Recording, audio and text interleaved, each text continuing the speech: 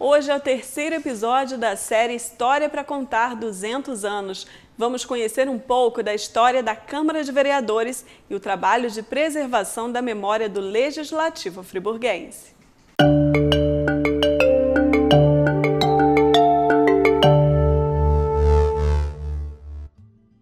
A nossa história começa aqui, onde hoje existe o Colégio Anchieta. No passado, era um outro edifício, conhecido como Château du Roi, ou em português, o Castelo do Rei.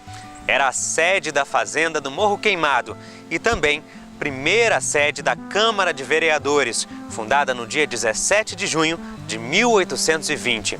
Aqui neste local aconteceram as decisões iniciais da antiga vila, como a de construir as primeiras ruas do município.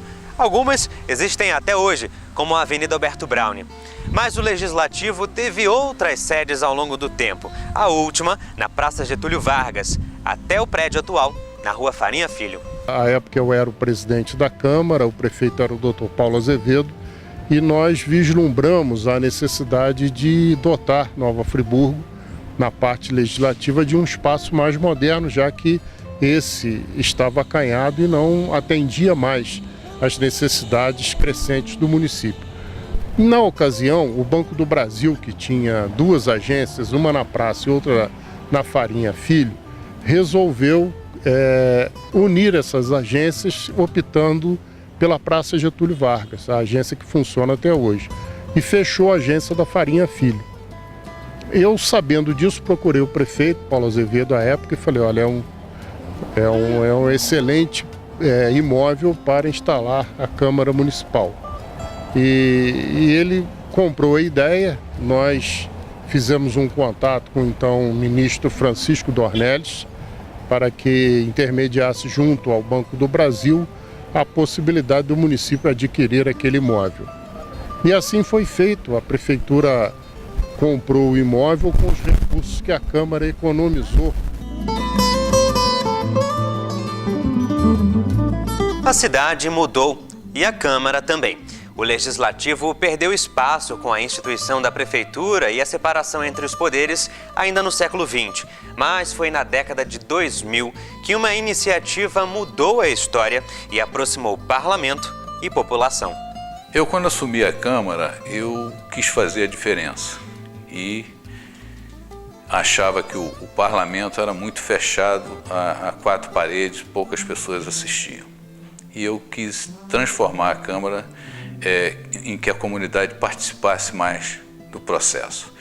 E com isso a gente estabeleceu várias ações, inclusive uma delas que foi talvez a mais importante, que foi a TV Câmara, que foi pioneira no Brasil, foi a primeira TV Câmara instalada em câmaras municipais no Brasil. Eu acredito que com a transparência em levar os atos do Legislativo, em especial a atuação dos vereadores, trouxe um benefício muito grande à comunidade.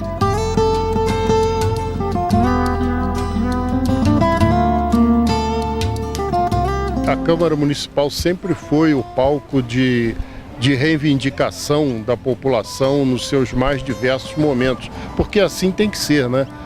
O Poder Legislativo é a voz do eleitor, é a voz do povo. E nós temos diversos aspectos marcantes, por exemplo, no dia da votação da emenda Dante de Oliveira, lá em Brasília, que restabelecia as eleições diretas para presidente da República, houve uma vigília a noite toda na Câmara Municipal, toda a sociedade organizada, os diversos partidos políticos representados à época, acompanhando aquela votação. Infelizmente, a emenda não passou, mas foi um momento interessante porque as divergências políticas partidárias ficaram de lado e todos focados na volta da democracia, no direito de escolha do presidente da República. Considero esse fato, politicamente, um fato muito importante que ocorreu nesse prédio aqui, o prédio histórico da Praça Getúlio Vargas.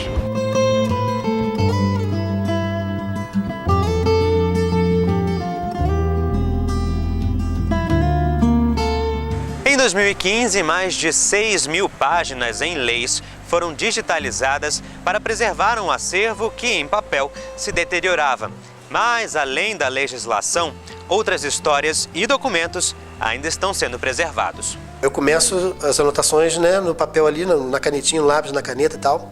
Depois eu vou digitalizando, eu vou organizando em pastas, né, digitalizado mesmo, no computador.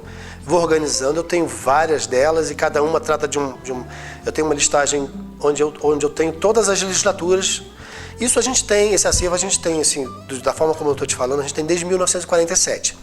É claro que a gente pode voltar no tempo e de repente achar alguma coisa anterior a isso. Eu creio que a gente acha. Nas atas antigas, mais antigas, a gente deve encontrar esse material.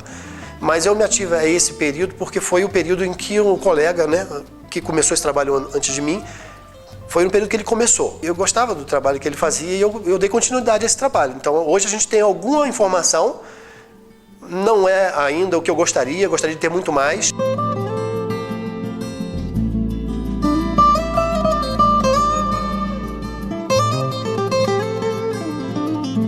Eu ficava, às vezes, visualizando um determinado vereador, por exemplo, por quantas vezes consecutivas o vereador foi eleito. E às vezes eu me surpreendia com um vereador, por exemplo, o Alencar Barroso, né, que foi também prefeito e foi importante para a cidade também. Quantas vezes ele foi eleito seguidamente. Nossa, como é que... Houve outros vereadores também que tiveram essa situação. Mário César Fuli foi um vereador que foi eleito várias vezes seguidas. Então a gente começa a observar, né? O Heródoto, por exemplo, foi vereador aqui e que depois foi prefeito mais de uma vez.